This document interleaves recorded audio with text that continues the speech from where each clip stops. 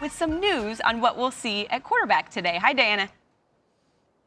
Hey, Sam. Yeah, Peyton didn't want to show his hand, but I've learned that Teddy Bridgewater will get the start, and he'll mostly be featured as the quarterback here. But you will see Taysom Hill, of course, sprinkled in this offense. But what's really important is this offense's mindset, how this play calling is going to go. I'm told they feel like they're playing with house money. They're going to be taking shots and risk, especially downfield. So they're going to tailor it to Teddy Bridgewater's strengths. But Sean Payton, he's really reveled in this challenge. This is the first time he's had to coach a game without Drew Brees, well, with the exception of that one time in 2006. But I talked to Teddy Bridgewater, and I asked him, you gotta be nervous. This is your first meaningful start in 4 years. And he said, look, I just need this game to get here. But when you look at my life, I've been through a lot of lows. So for me, this is just an opportunity. I feel really blessed to be out here. He's been talking to Drew Brees over the last few days. They've been texting. Drew's best piece of advice has been completions are a good thing.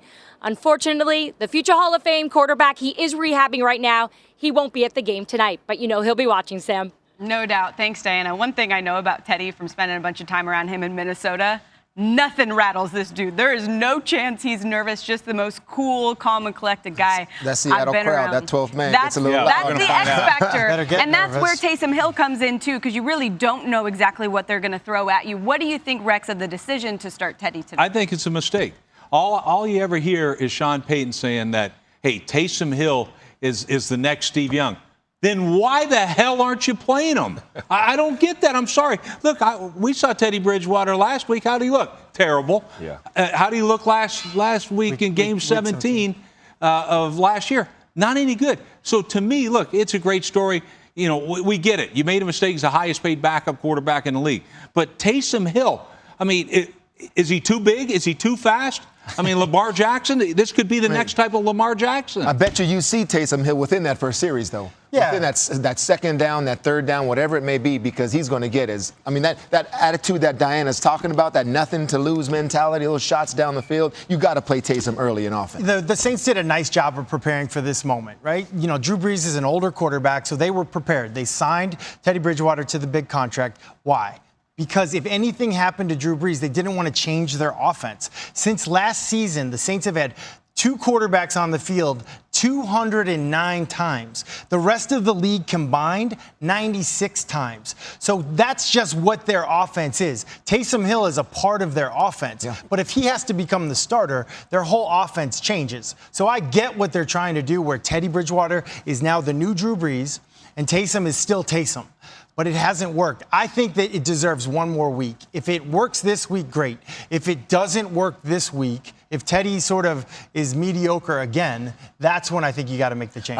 I really think this is going to be tough. You just talked about how mentally tough Teddy Bridgewater is, and and I would agree with that. But going against that 12th man, we've all been up there. Matt, you were up there in Seattle. It's going to be very tough for Teddy Bridgewater and this New Orleans Saints team to go get a victory in Seattle. Speaking about last week in L.A., where we know the L.A. Rams, we know about the pass rush, but back in the back end of the defensive backcourt, they play a lot of man coverage.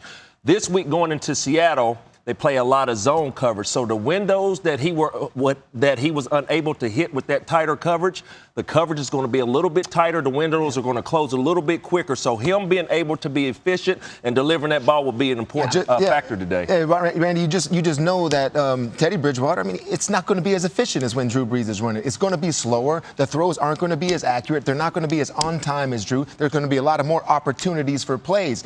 I agree with you, Rex, and I don't know about starting him, but you play this kid because it keeps me off balance as a defender. Where is he going to be? What kind of plays are they going to run? Is it just a zone read? Because now I got to be more downhill as a linebacker rather than shots downfield. Taysom Hill gives me questions. Teddy Bridgewater, I know who you are. I know what we got to do to stop him. Yeah, Rex, why the faith in Taysom Hill throwing the ball, though? This is a guy who's only thrown 8 passes, which still blows my mind with how much we've seen him in there. 8 passes in the league, no touchdowns. So what makes you believe that he could take over that side of the ball? I saw him in preseason, and the guy lit it up in preseason. So look, that didn't matter. You know what? No, you know what he's saying. But I'm just telling you. But the thing that gets you is Teddy talked about it. This guy is super hard to defend. What are you going to get? You got to defend the quarterback running game, and this guy's got a big arm. He's a big, athletic quarterback. And if it's Steve Young, that's one of the most accurate quarterbacks in the history. If I'm to believe Sean Payton, well, let's see it. Teddy Bridgewater, here's what I know about Teddy Bridgewater. He's less than 500 on the road as a quarterback, 0-2 at Seattle. I think this was the perfect time to start Taysom Hill. And to me, I mean, I think what you hear out of both of these guys as defensive-minded people, who would they rather defend? They would rather defend a guy that is just going to be 7.5 yards behind the center. On the spot, and when a guy is sort of, he could do it all, and you got that Swiss Army knife, and you got Alvin Kamara in this run game, that's what they don't want to go up against. But Amen. I think Sean Payton You being a translator for me? I think that Sean Payton... Are you being a translator for me? I had to once. That's what he's doing. I think what Sean Payton thinks is that he can get best of both worlds. He can get that Drew Brees passing game, and he keeps Taysom Hill in that. He's not getting that Drew Brees passing game. He throws the ball on rhythm. Teddy Bridgewater holds the ball about as long as any quarterback in this league outside of Baker Mayfield. So to me, it's like, no, you're dead on, Matt. Well, I don't want to defend against Taysom All right, Hill. Mark Rexdown is not a believer in Teddy Bridgewater. We got that. We've spent all this time talking about the Saints. The Seahawks are a sneaky team early in this year. Very good. Yeah. They seem to have all the makings of some of those. I don't want to say necessarily their Super Bowl years, but there's certainly signs of that. They bring in Jadeveon Clowney. What have you seen from him so far? Right, and then the signs of those great defenses that got them to the Super Bowl is getting after the passer, Sam, and Jadeveon Clowney can help them with that. But I'm curious to see how they use Jadeveon Clowney, because when he was in Houston, Romeo Cornell, the defensive coordinator down there, used him so many different places. Right end, defensive, right end, left end. You see him off the ball right here in an odd front, just so he can be an athlete, because pretty much that's who he is. He's not a true polish. Look at him penetrating right here, getting a tackle for loss right there.